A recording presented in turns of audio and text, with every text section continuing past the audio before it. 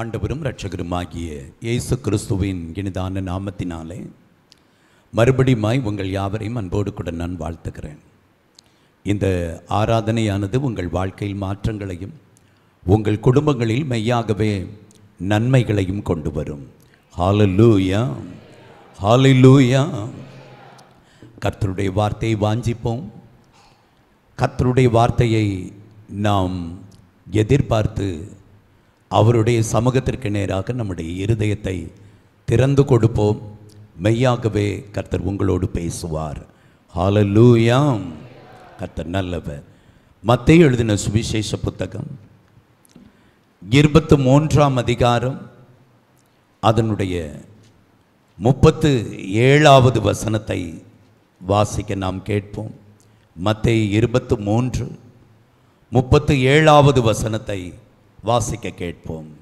எருசலேமே, எருசலேமே, எருசலேமே, எருசலேமே, தீர்க்கதரிசிகளை கொலை செய்து கொலை செய்து உன்னிடத்தில் அனுப்பப்பட்டவர்களை கல்லெறிகிறவளே, உன்னிடத்தில் அனுப்பப்பட்டவர்களை கல்லெறிகிறவளே, கோழி தன் குஞ்சுகளை தன் சிறகுகளின் கீழே கூட்டி சேர்த்து கொள்ளும் வண்ணமாக, கோழி தன் குஞ்சுகளை தன் சிறகின் கீழே கூட்டி சேர்த்து கொள்ளும் வண்ணமாக நான் எத்தனை தரமோ உன் பிள்ளைகளை கூட்டி சேர்த்து கொள்ள மனதாயிருந்தேன். நான் எத்தனை தரமோ உன் பிள்ளைகளை கூட்டி சேர்த்து கொள்ள மனதாயிருந்தேன். உங்களுக்கோ மனதில்லாமற் போயிற்று. உங்களுக்கோ மனதில்லாமல் போயிற்று. கர்த்தருடைய பிள்ளைகளே, ஆண்டவராகிய இயேசு கிறிஸ்து அன்று தேவராஜ்யத்தின் பணிகளை இந்த உலகத்தில் நிறைவு செய்து பிதாவின் சமூகத்திற்கு அவர் புறப்பட்டு சொல்லுகிற அந்த நேரம் வந்த பொழுது பரலோக ராஜ்யத்தை குறித்ததான அநேக காரியங்களை தம்மிடத்தில் வருகிற ஜனங்களுக்கு தெளிவாய் விளக்கி காட்டினார். ஒரு மனிதன் இவ்வுலகத்தில் ஜெயமுள்ள வாழ்க்கை வாழ்ந்து பரலோகத்திற்குள் நுழைய வேண்டும் என்று சொன்னால் அதற்கான ஆயத்தங்கள், அதற்கான முயற்சிகள் எப்படி இருக்க வேண்டும் என்பதை மிக திட்டவட்டமாய் தெளிவாய் ஜனங்களுக்கு கற்றுக் கொடுத்தார். அப்படி கற்றுக் கொடுக்கும் பொழுது எருசலேம் என்கிற அந்த பட்டணத்தில் வாழ்கிற ஜனங்களை குறித்து அவர் மிகுந்த வேதனையோடு மனபாரத்தோடு கூட அவர் சொல்லிய ஒரு காரியத்தை தான் நாம் இங்கே வாசிக்க கேட்டோம். எருசலேம், இந்த நகரத்தை குறித்து வேதம் சொல்லுகிறது, அது தேவனாகிய கர்த்தருடைய நகரம், அது தேவன் தெரிந்து கொண்ட நகரம். இஸ்ரவேல் தேசத்தின் தலைநகரமாயிருக்கிற அந்த எருசலேம் தாவீது மன்னனுடைய நாட்களிலே அது தலைநகராய் மாற்றப்பட்டது. அது ஒரு விசேஷித்த நகரம். அந்த தேசத்திலே முக்கியத்துவம் வாய்ந்த ஒரு நகரம் எருசலேம். இந்த நகரத்தின் மீது கர்த்தருடைய பாதுகாவல், கர்த்தருடைய ஆதரவு, கர்த்தருடைய ஆசீர்வாதம் மிகுதியாய் இருந்தது. இன்றும் இஸ்ரவேல் தேசத்தின் எருசலேம் நகரமானது தேவனுடைய கிருபையினாலும் அவருடைய பாதுகாப்பினாலும் பல நாட்டினர் இந்த பட்டணத்தை அழித்து விடலாம் என்று சொல்லி பல முறை பல தலைவர்கள் இந்த இஸ்ரவேல் தேசத்தை அழிக்கும்படியான காரியங்களில் இறங்கினாலும் இன்று வரையிலும் அது அழிக்கப்படக்கூடாதபடிக்கு தேவனுடைய பாதுகாப்பால் காக்கப்பட்டிருக்கிறது. காரணம், அது தேவனுடைய நகரம், தேவன் தெரிந்து கொள்ளப்பட்ட நகரம்.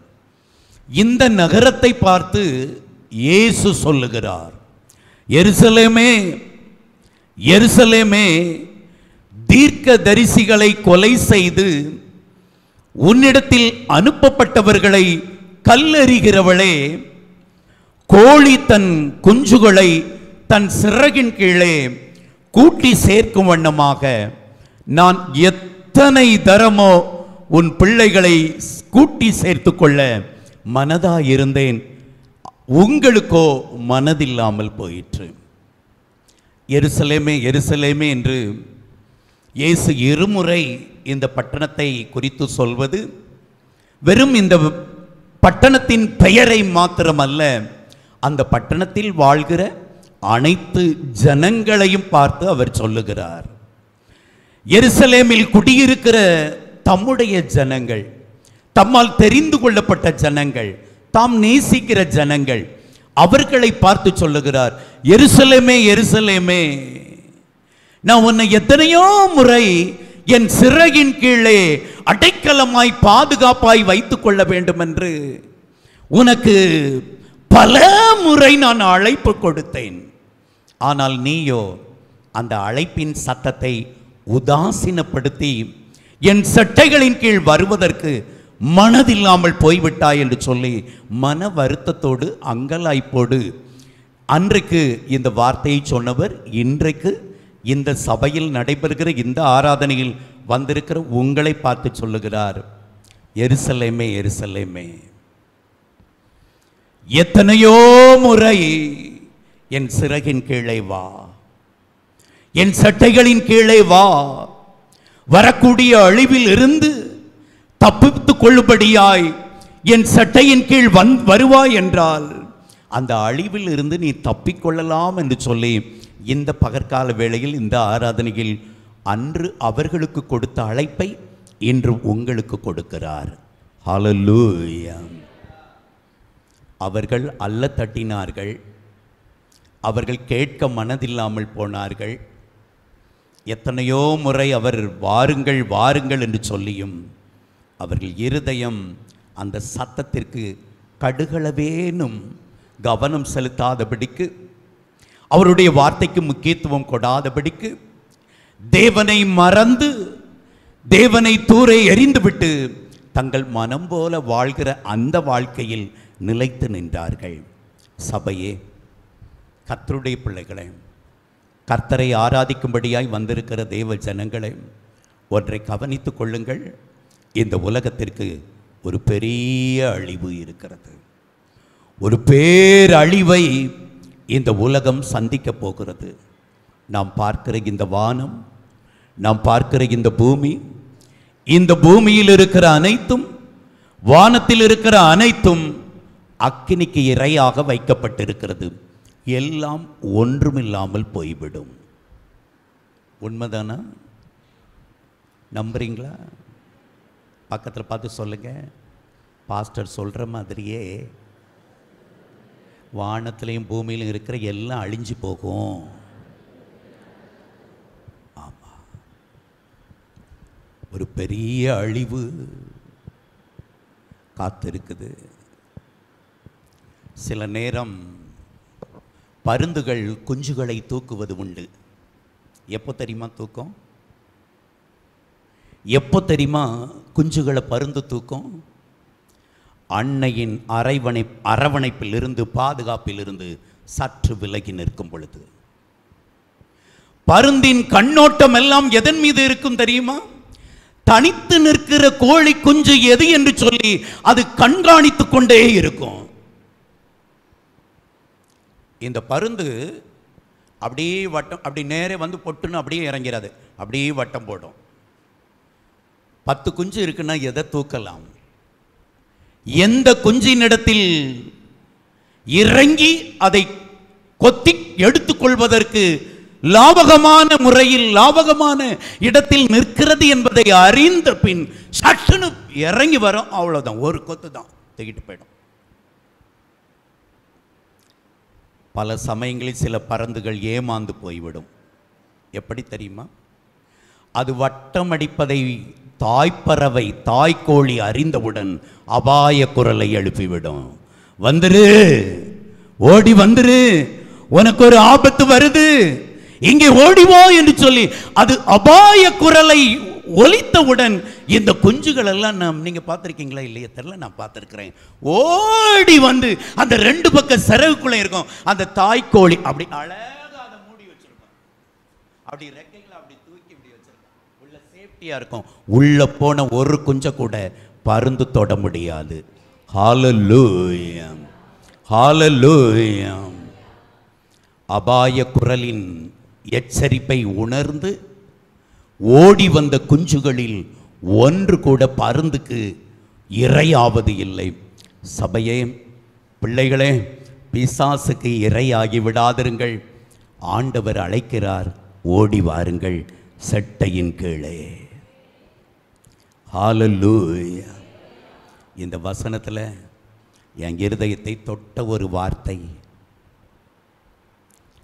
கோழி தன் குஞ்சுகளை தன் சிறகின் கீழே கூட்டி சேர்த்து கொள்ளும் வண்ணமாக அவர் சொல்றாரு, நான் எத்தனை தரமோ எத்தனை தரமோ நான் எத்தனை தரமோ உன்னை கூட்டி சேர்த்து கொள்ள மனதாயிருந்தேன். சபை இன்னைக்கு வந்திருக்கீங்க தெரியுமா? ஆண்டவரை ஆராதிக்க விரும்பி வந்தீங்களோ விரும்பாமல் வந்தீங்களோ? ஆமாம், ஆண்டவரை ஆராதிக்க வந்தீங்களோ, இல்லை சும்மா போனால் தான் முடியும், இல்லைன்னா அப்பா அம்மா விட மாட்டார், இல்லை பாஸ்டர் ஃபோன் பண்ணுவார், எப்படி வந்தீங்களோ நீங்கள் வந்திருக்கிறீங்க பாருங்க. இது எதற்காக தெரியுமா? தேவனாகிய கர்த்தர் உங்களை அந்த அழிவிலிருந்து தப்புவிக்கும்படியாய் அந்த அபாய குரலுக்குள், அந்த குரலின் எச்சரிப்பை உணர்ந்து உங்களை அவருடைய சட்டையின் கீழ் கூட்டி சேர்த்து கொள்வதற்காக நீங்கள் வரவழைக்கப்பட்டிருக்கிறீர்கள். ஹல்லேலூயா. இந்த குரல் இங்கே ஒலிக்கிற இந்த பிரசங்கத்தின் வார்த்தைகள் உன் இருதயத்தை தொடும் என்றால் இப்போ ஓடிவா. இவ்வளோ நாள் கத்தி கத்தி கத்தி கத்தி ஒன்று கூட உன் மண்டைக்கு ஏறலைனாலும் இன்றைக்கு இந்த வார்த்தைக்கு கீழ்ப்படிந்து, இந்த உலகம் ஒரு நாள் அழிய போகிறது, பாவத்தில் வாழ்வோர் ஒரு நாள் பாதாளத்தில் பங்கடைய போகிறார்கள், அந்த அழிவிற்கு நான் தப்புவிக்கப்பட வேண்டும் என்கிற உணர்வும் இருதய துடிப்பும் உனக்குள்ள இருக்கும் என்றால் இன்றைக்கு இந்த கிறிஸ்துவின் நிழலுக்குள் ஓடிவா, உனக்கு அடைக்கலம் உண்டு. ஹல்லேலூயா. உனக்கு பாதுகாப்பு உண்டு. நீ அழிந்து போவதில்லை, உன்னை நீ தப்புவித்துக் கொள்வாய்.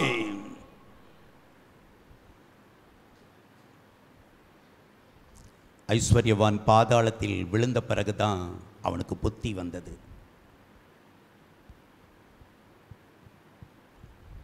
அப்படிப்பட்ட மதியீனமான யாரும் இங்கே இருக்கக்கூடாது என்று நான் விரும்புகிறேன்.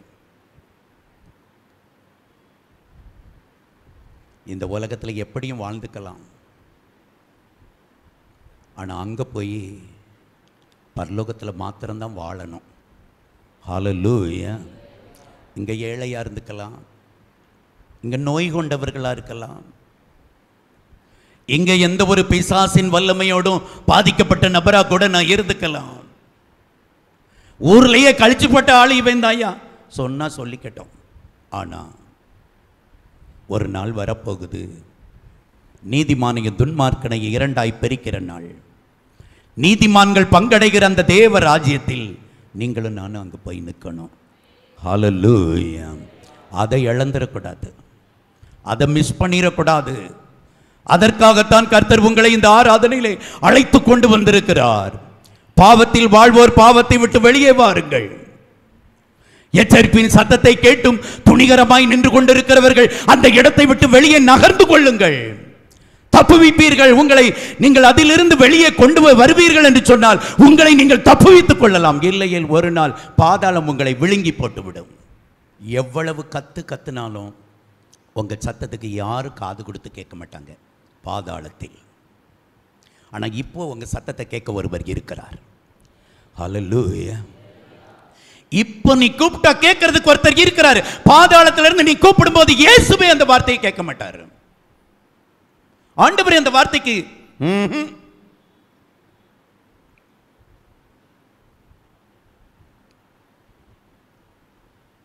போன வாரம் இதைத்தான் சொன்னேன்.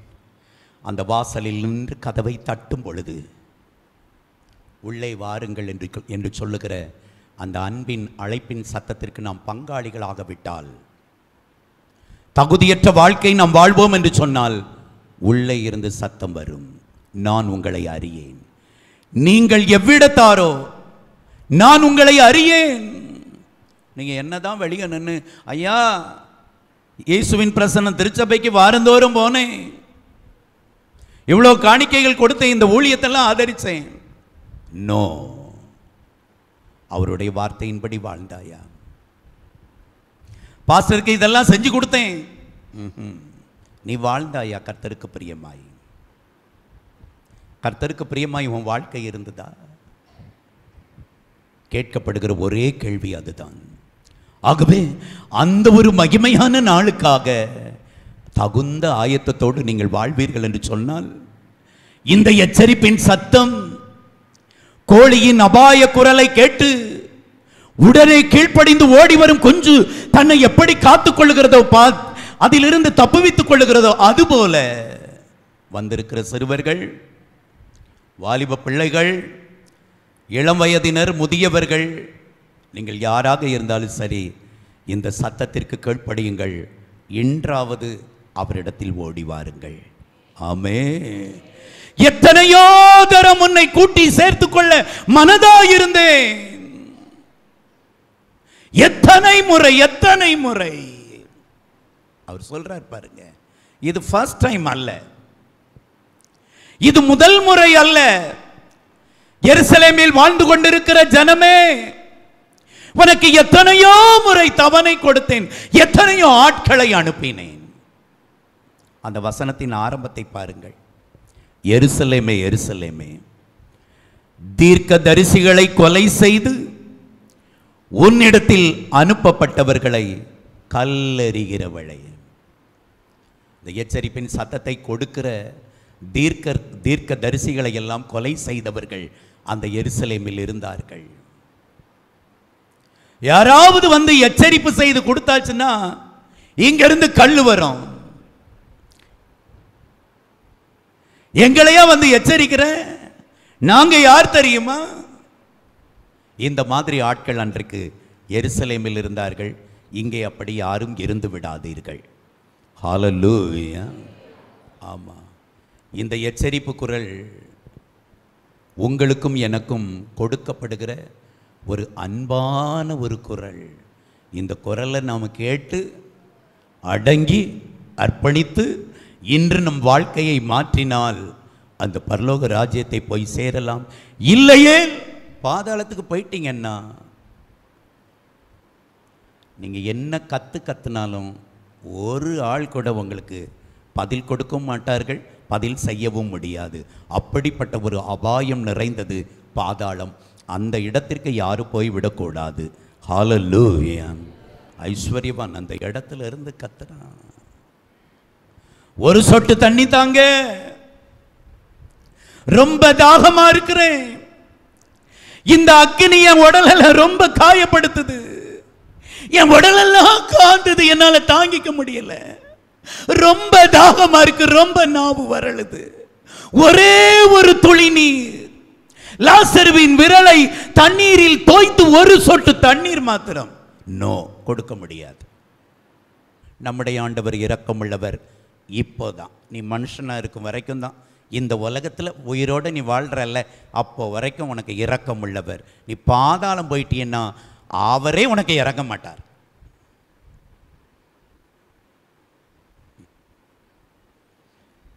என்ன அழுவியோ செஞ்ச தவறுக்காக இப்போவே அழுது அவர் பக்கமாக வந்துரு. எத்தனையோ முறை உனக்கு சொல்லிட்டாரு, இப்போவும் சொல்கிறாரு. மறுமுறை சொல்கிறதுக்கு இந்த ஊழியக்காரன் இருக்கிறானோ இல்லையோ, அல்லது மறுமுறை கேட்பதற்கு உனக்கு வாய்ப்பு கிடைக்கலையோ,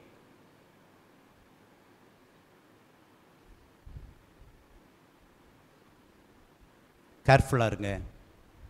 சபை என்பது ஒரு விளையாட்டு மைதானம் அல்ல.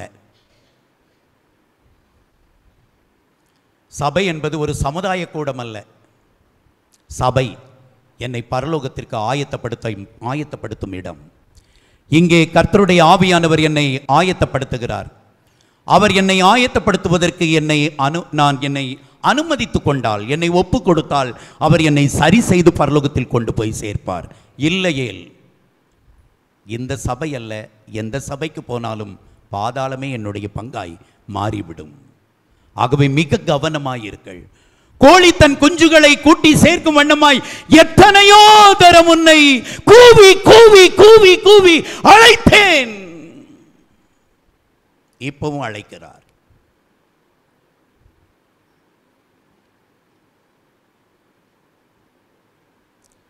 காணாமல் போன ஆட்டை தேடி ஒரு மேய்ப்பன் அங்கலாய்ப்போடு அலைவது போல கர்த்தர் நம்மை தேடி கண்டுபிடித்தார். ஹல்லேலூயா, ஹல்லேலூயா. ஆமாம், நாமெல்லாம் நல்ல ஆடுகள் கிடையாது, காணாமல் போன ஆடுகள். எங்கேயோ கிடந்தோம், எப்படியோ வாழ்ந்து கொண்டிருந்தோம். அவர் தேடி வந்து நம்மை தூக்கி சுமந்து தோள் மீது போட்டு தட்டி கொடுத்து காயம் கட்டி நம்மை பரிபூர்ணப்படுத்தி நம்முடைய வியாதியெல்லாம் குணமாக்கி பாவத்திலிருந்து விடுதலை கொடுத்து நல்ல சபை என்கிற மந்தைக்குள் கொண்டு வந்து நம்மை பாதுகாத்து வைத்திருக்கிறார். இங்கு வந்திருக்கிற நாம் இங்கிருந்து பாதாளம் செல்லும் பாதையை நோக்கி கொண்டிருக்க வேண்டாம். பரலோக பாதை எதுவோ அதை நோக்கி பயணிப்போம். ஹல்லேலூயா. எபிரேயருக்கு எழுதின நிருபம் 6ஆம் அதிகாரம் 7வது வசனத்தில் எபிரேய ஆக்கியோன் இப்படி எழுதுகிறார். எபிரேயர் 6ஆம் அதிகாரம் 7வது வசனம். எப்படியெனில் தன்மேல் அடிக்கடி பெய்கிற மழையை குடித்து தன்னிடத்தில் பயிரிடுகிறவர்களுக்கு ஏற்ற பயிரை முளைப்பிக்கும் நிலமானது தேவனால் ஆசீர்வாதம் பெறும். இந்த இடத்துல எபிரேய ஆக்கியோன் தேவ மனிதன் அழகாய் ஒரு காரியத்தை சுட்டி காண்பிக்கிறார். தன்மேல் அடிக்கடி பெய்கிற மழையை குடித்து தன்னிடத்தில் பயிரிடுகிறவர்களுக்கு ஏற்ற பயிரை முளைப்பிக்கும் நிலமானது தேவனால் ஆசீர்வாதம் பெறும். ஹல்லேலூயா.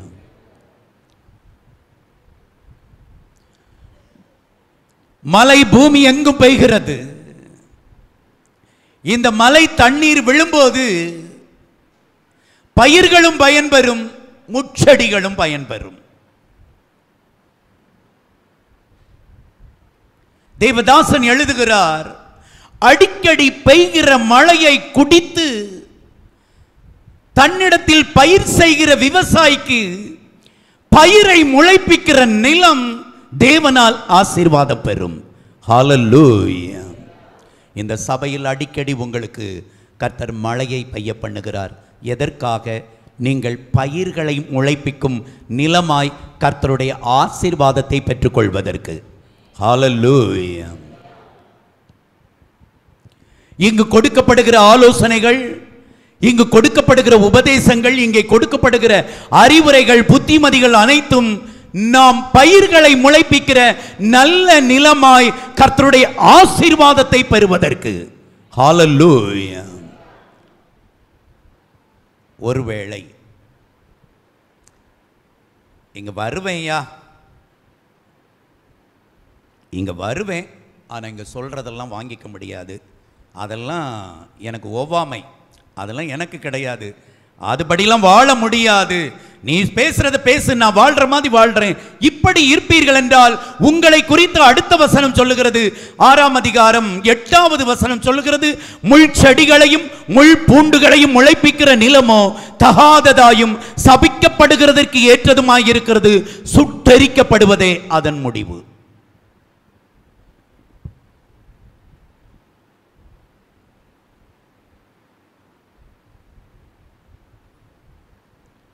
வயல்வெளி நிறைந்த ஒரு இடம் இருக்கிறது. அதற்கு அருகாமையில் முள்ளும் புதரும் அடர்ந்த பகுதியுமாய் இருக்கிற ஒரு இடம் இருக்கிறது. எதை விரும்புவீர்கள்? எது உங்கள் விருப்பமாயிருக்கும்? வயல்வெளி, பயிர்கள், அது நம்முடைய பிரியமாக இருக்கிறது. கர்த்தர் அதைத்தான் சொல்லுகிறார், நீ முள்செடியாய் இருந்து விடாதே. முள்செடிகளையும் முட்பூண்டுகளையும் முளைப்பிக்கிற நிலமாய் நீ தரிசு நிலமாய் இருந்தால் உன்னுடைய முடிவு சுட்டரிக்கப்படுவது, அதாவது பாதாளம். நீ உன்னிடத்தில் பெய்கிற மழையை குடித்து பயிர்களை முளைப்பிக்கிற நல்ல நிலமாய் இருப்பாய் என்றால் நீ ஆசீர்வாதத்தை பெறுவாய். ஹல்லேலூயா. முடிவெடுப்பது உன் கையில் தான் இருக்கு. கர்த்தர் அழைப்பார், அவர் சத்தமிட்டு கூப்பிடுவார், ஊழியக்காரனை கொண்டு பேசுவார், பெற்றோர்களை கொண்டு பேசுவார், நண்பர்களை கொண்டு பேசுவார், ஆசிரியர்களை கொண்டு பேசுவார். முடிவெடுக்க வேண்டியது நீதான். நீங்கள் நல்ல முடிவெடுங்கள். தரிசாய் வாழ விரும்புகிறீர்களா, அல்லது நல்ல பயிர்களை முளைப்பிக்கிற வயல்வெளிகளாய் நல்ல நிலங்களாய் வாழ விரும்புகிறீர்களா? நல்ல முடிவை எடுங்கள். நல்ல வாழ்க்கை உங்களுக்கு எதிர்பார்த்து காத்திருக்கிறது. ஹல்லேலூயா.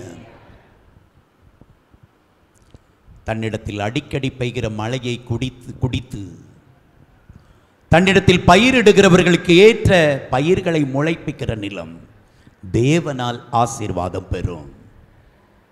இந்த உலகத்தில் கர்த்தர் உங்களுக்கு கொடுக்கிற ஆலோசனைப்படி நடந்து கர்த்தருக்கு பிரியமாய் வாழ்வீர்கள் என்றால் நீங்கள் இங்கேயும் மறு உலகத்திலும் ஆசீர்வாதத்தை பெறுவீர்கள். அந்த மேலான ராஜ்யத்தில் நீங்கள் இருப்பீங்க.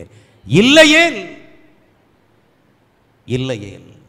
பைபிள் சொல்லுது, நான் சொல்லலை, சபிக்கப்படுகிறதற்கு ஏதுவாய் மாறிவிடுவோம். சுட்டரிக்கப்படுவதே அதன் முடிவு. நல்ல சபையை தந்து, ஆராதனையை தந்து, ஆலோசனைகளை தந்து, புத்திமதிகளை கொடுத்து, சத்தியத்தை தந்து, இதன் பின்னும் கடினப்படுத்தி, தயவு செய்து உங்கள் இருதயத்தை கடினப்படுத்திக் கொள்ளாதிருங்கள். இன்றை திரும்பி வாருங்கள். கர்த்தருடைய ஆசீர்வாதத்தை பெற்றுக் கொள்ளும்படியாய் அவர் அழைக்கிறார். நீங்கள் சபிக்கப்படுவதற்கல்ல, ஆசீர்வதிக்கப்படுவதற்கு அழைக்கப்பட்டவர்கள். நீங்கள் இந்த சபைக்குள்ளே கொண்டு வரப்பட்டது பாதாளத்திற்குள் கொண்டு போகப்படுவதற்கல்ல, அவருடைய ராஜ்யத்தில் பிரவேசித்து அவருடைய நன்மையை அனுபவிப்பதற்காக. அதை மறந்து போகாதீங்க, அதை மறந்து விடாதீங்க. லோத்துவின் மருமக்கள் இருவரையும் அழைக்கும்படியாய் லோத்து போனார். மருமகன்மார்களே, இந்த சோதோம் அழிய போகிறது. இந்த பட்டணம் தீக்கிரையாக்கப்படுகிறது. தயவு செய்து எங்களோடு இணைந்து வெளியே வந்து விடுங்கள். நாம் தப்பித்துக் கொள்ளலாம்.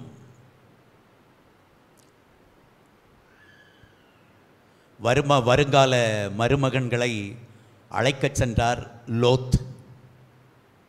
கர்த்தருடைய தூதன் வந்து சொல்லிட்டாரு, குடும்பமாக ஓடிய போயிருங்க, பின்னிட்டு பாராதீங்க, இந்த பட்டணம் அழிய போகுது. லோத்துவுக்கு ஆசை, மருமகன்மார்களையும் கூட்டிட்டு போயிடணும், அவங்க அழிஞ்சிடக்கூடாது, வாங்க போயிடலாம், தப்பிச்சுக்கலாம். பைபிள் சொல்லுது, லோத்துவின் அழைப்பு, லோத்துவின் எச்சரிக்கை குரல் லோத்துவின் மருமகன்களுக்கு பரியாசம் பண்ணுகிறதாக கண்டது. ஆமா, இங்க உட்கார்ந்து கேட்குறீங்க, கேட்குற மாதிரி இருக்கிறீங்க. நிறைய பேர் மண்டைக்குள்ள போகலை, உள்ள போக மாட்டேங்க, நீங்க ஒமிட் பண்றீங்க, அதை எதிர்த்து நிற்கிறீர்கள், கல்லெறிந்து கொண்டிருக்கிறீர்கள்.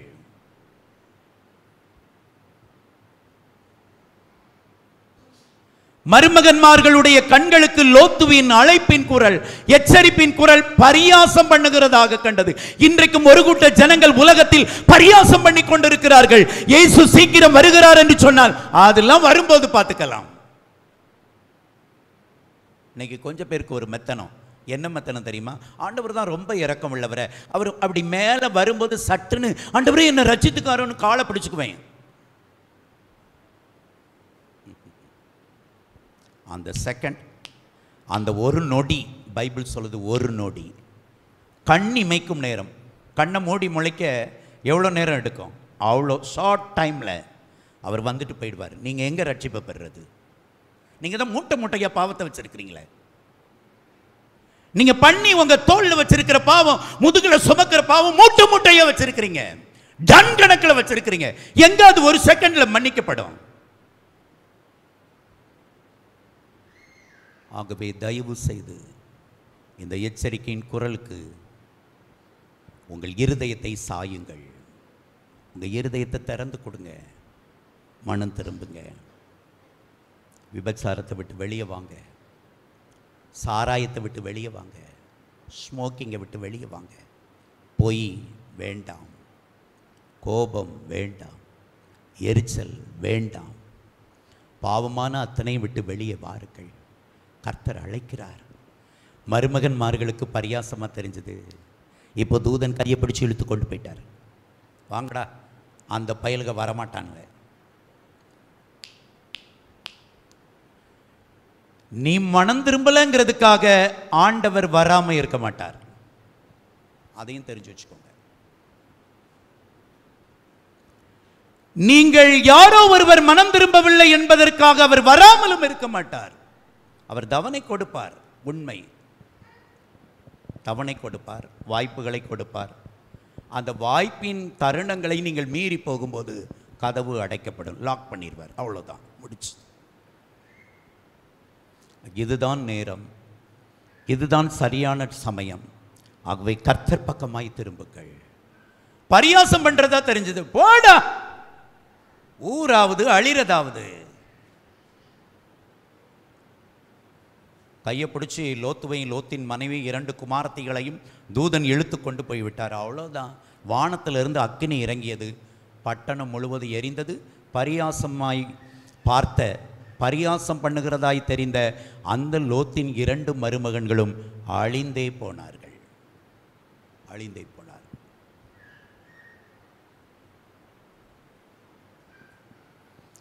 ஆதியாகமம் 6ஆம் அதிகாரத்தில் ஒரு உத்தமன் இருந்தான், ஒரு நீதிமான் வாழ்ந்தான். அவனிடத்திலும் கர்த்தர் போனார். நோவாவே, முழு உலகமும் அழியப் போகிறது, உனக்காக ஒரு பேழையை உண்டு பண்ணு, கொப்பேர் மரத்தால் உண்டு பண்ணு என்று சொல்லி அதன் அளவுகளை அது எப்படி அமைக்க வேண்டும் என்பதை தெளிவாய் சொல்லிக் கொடுத்தார். அத்தனையும் சரியாய் செய்து முடித்தான். ஆதியாகமத்தின் புத்தகம் 7ஆம் அதிகாரத்திற்கு வருவீர்கள் என்று சொன்னால் அதிலே இப்படியாய் சொல்லப்பட்டிருக்கிறது. 5வது வசனம், நோவா தனக்கு கர்த்தர் கட்டளையிட்டபடியெல்லாம் செய்தான். ஹல்லேலூயா. இங்க இருக்கிறீங்களா நோவாவை போல செய்வதற்கு மனமுள்ளவர்கள்? நோவா கர்த்தர் தனக்கு கட்டளையிட்டபடியெல்லாம் செய்தான். கொஞ்சம் உங்க கண்ணை மூடுங்க, உங்க வலது கரத்தை உயர்த்துங்க, ஆண்டவர் பார்த்து சொல்லுங்க, தேவனே, நோவா நீர் கட்டளையிட்டபடியெல்லாம் செய்தது போல நானும் செய்வதற்கு பலன் தாரும். ஆமென். கையை கீழே போடுங்க. உண்மையுள்ள இருதயத்தோட இந்த ஷார்ட் பிரேயரை உள்ளத்தின் ஆழத்திலிருந்து நீங்க செஞ்சிருப்பீங்கன்னா ஒரு நாள் பரலோக ராஜ்யம் உங்களை வரவேற்கும். முழங்கால் படியிடலாமா?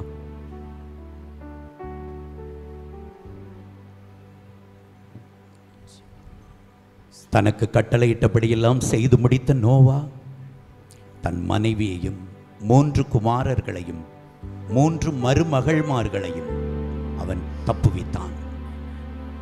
உங்களுக்கு கர்த்தர் கொடுத்திருக்கிற கற்பனைகளின்படியெல்லாம் அவர் எப்படி வாழணும்னு சொல்லி விரும்புகிறாரோ அப்படி நீங்கள் வாழும்படியாய் உங்களை ஒப்பு கொடுத்தீங்கன்னா நீங்களும் உங்கள் குடும்பமும் தப்புவிக்கப்படுவீர்கள். சிறைச்சாலைக்காரன் ஆண்டவருடைய ரட்சிப்பு அறிந்தவுடன் அந்த நடு ஜாமத்தில் தன்னுடைய மனைவி பிள்ளைகளோடு ரட்சிக்கப்பட்டு ஞானஸ்நானம் பெற்றான். அவன் முழு குடும்பம் கர்த்தர் பக்கமாய் திரும்பியது. இன்றைக்கு கர்த்தர் உனக்கு அழைப்பு கொடுக்கிறார். சகோதரா, சகோதரி, பிள்ளைகளே, கொஞ்சம் இருதயத்தை திறந்து ஒரு நிமிஷம் ஆண்டவர்கிட்ட பேசுங்களேன். கொஞ்சம் ஆண்டவர்கிட்ட பேசுங்க, ஆண்டவர்கிட்ட பேசுங்க. ஆண்டவரே, உடைய வார்த்தையில் நடக்கிறதுக்கு உணர்வுள்ள இருதயத்தை தாங்கப்பா.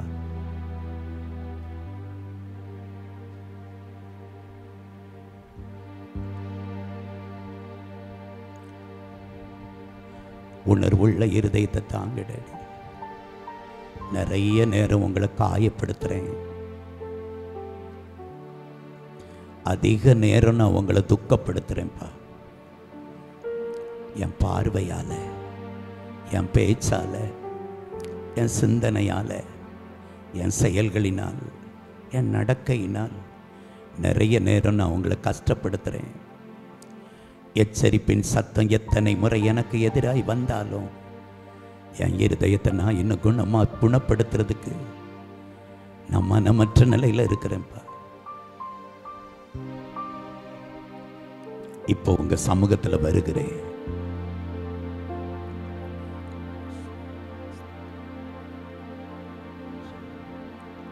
உங்க சமூகத்தில் வருகிறேன் ஆண்டவரே.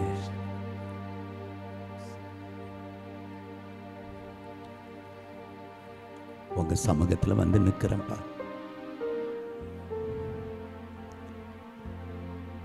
அந்த அழிவின் நாளுக்கு நான் தப்பு வைக்கப்பட வேண்டும் ஆண்டவரே. இந்த சபை தப்பு வைக்கப்பட வேண்டும் ஐயா. இந்த சபையில் இருக்கிற எந்த குடும்பமும் அந்த பாதாளத்தின் வல்லமைக்கு இரையாகி விடக்கூடாது. கோழியின் அபாய குரலை கேட்டு ஓடி வருகிற குஞ்சுகளை போல இப்போ உங்ககிட்ட ஓடி வாரேன் ஆண்டவரே. உம்முடைய சட்டைக்கு கீழாக வருகிறேன் ஆண்டவரே. உம்முடைய சிறகுகளின் கீழ் வருகிறேன் ஆண்டவரே. மூடிக்கொள்வீராக, மூடிக்கொள்வீராக. என் மேல உம்முடைய சிறகுகள் அப்படியே அமரட்டும் ஆண்டவரே, அமரட்டும்பா. சில நேரம் பாவத்தின் வல்லமை என்னை வெளியே கொண்டு போகுது. இந்த உலகத்தின் வல்லமைகள் என்னை உம்மை விட்டு தூர கொண்டு போய் விடுகிறது. இப்போ உம்முடைய சிறகால் மூடிருங்க. கர்த்தருடைய பிள்ளைங்க, சிறகுக்குள்ள போயிட்டேன்னா உலகம் ஒன்றை தொட முடியாது.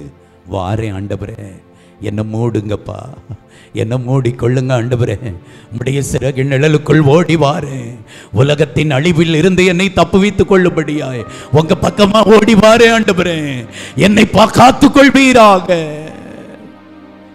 பாவத்திற்கு இடம் கொடுக்க மாட்டேன், பிசாசுக்கு இடம் கொடுக்க மாட்டேன், உலகத்துக்கு இடம் கொடுக்க மாட்டேன். கர்த்தருக்கு முக்கியத்துவம் கொடுப்பேன். என் தேவனுக்கு என்னை முழுமையாய் அர்ப்பணம் செய்கிறேன். அவருடைய சமூகத்தில் அர்ப்பணித்து ஜெபியுங்கள். நல்ல தகப்பனே, உண்மையுள்ள இருதயத்தோடு, நொறுங்குண்ட இருதயத்தோடு யார் யார் தங்களை உமக்கென்று அர்ப்பணித்து ஜெபித்துக் கொண்டிருக்கிறார்களோ கர்த்தாவே, ஒரு புதிய வாழ்வை கொடுத்தருளும் ஆண்டவரே. உம்முடைய சிறகுகளின் கீழ் வந்த இவர்களை நீர் மூடி பாதுகாத்துக் கொள்வீராக. எல்லா அழிவிலிருந்து தப்புவித்து இவர்களையும் இவர்கள் குடும்பங்களையும் சமாதானத்தினாலும் சந்தோஷத்தினாலும் மகிழ்ச்சினாலும் நிரப்பி ஆசீர்வதியும் ஆண்டவரே. அடிக்கடி தன்னிடத்தில் பெய்கிற மழையை குடித்து தன்னிடத்தில் பயிரிடுகிறவர்களுக்கு ஏற்ற பயிரை முளைப்பிக்கிற நிலம் தேவனால் ஆசீர்வாதம் பெறும் ஆண்டவரே. என் சபையின் பிள்ளைகள் ஆசீர்வாதத்தை பெறணும் ஆண்டவரே, ஆசீர்வாதத்தை பெறணும். தீமையை அல்ல, சாபத்தை அல்ல, பாதாளத்தை அல்ல, ஆசீர்வாதத்தை பெறணும். இந்த உலகத்திலையும் சரி, பரலோக ராஜ்யத்திலையும் சரி, நீங்க கொடுக்கிற இளைப்பாறுதலை, அந்த மகிமையான வாழ்க்கையை வாழணும் ஆண்டவரே. கர்த்தாவே, அடிக்கடி இவர்கள் கேட்கிற இந்த வார்த்தைகள், உபதேசங்கள், கர்த்தாவே, எச்சரிப்பின் செய்திகள், இதற்கு தங்களை ஒப்பு கொடுத்து ஆசீர்வாதத்தை பெற்றுக்கொள்ளட்டும் ஆண்டவரே. வந்த சிறுவர்கள், வாலிபர்கள், சகோதரி சகோதரிகள், முதியவர்கள் அனைவரையும் உடைய கரத்தில் ஒப்புக் கொடுக்கிறேன். இவர்கள் குடும்பங்களை ஒப்புக் கொடுக்கிறேன். தேவனால் வரக்கூடிய ஆசீர்வாதம் ஒவ்வொருவர் மீதும், ஒவ்வொரு குடும்பத்தின் மீதும் நிறைவாய் பெற்றுக்கொள்ளும்படியாய் உங்க சமூகத்தில் ஒப்புக் கொடுத்து ஜபிக்கிறேன் ஆண்டவரே. பிதாவாகிய தேவனே, உம்முடைய நாமம் இப்பொழுது மகிமைப்படுவதாக. எங்கள் கர்த்தராகிய இயேசு கிறிஸ்துவே, உம்முடைய நாமம் இப்பொழுது மகிமைப்படுவதாக. பரிசுத்த ஆவியாய் எங்கள் நடுவில் உலாவிக் கொண்டிருக்கிற எங்கள் தகப்பனே, உம்முடைய நாமத்தை உயர்த்துகிறோம் ஆண்டவரே. வந்த எல்லா பிள்ளைகளையும் இவர்கள் குடும்பங்களையும் நிறைவாய் ஆசீர்வதித்து நீர் அனுப்புவீராக. நீர் அப்படி செய்கிறபடியால் உமக்கு ஸ்தோத்திரம். எல்லா துதியும் கனமும் மகிமையும் உமக்கே சொந்தமாக்குகிறோம். இரட்சகர் இயேசுவின் நாமத்தில் ஜெபம் கேளும் ஜீவனுள்ள நல்ல பிதாவே, ஆமென். தொடர்பு கொள்ள வேண்டிய எங்கள் முகவரி: பாஸ்டர் டி. இன்பகுமார், இயேசுவின் பிரசன்னம் ஊழியங்கள், கர்மேல் பர்வதம், பேய்க்குளம், தூத்துக்குடி மாவட்டம், தமிழ்நாடு, இந்தியா. பின்கோடு 642613. அலைபேசி எண்கள் 9486373603 மற்றும் 7373133190.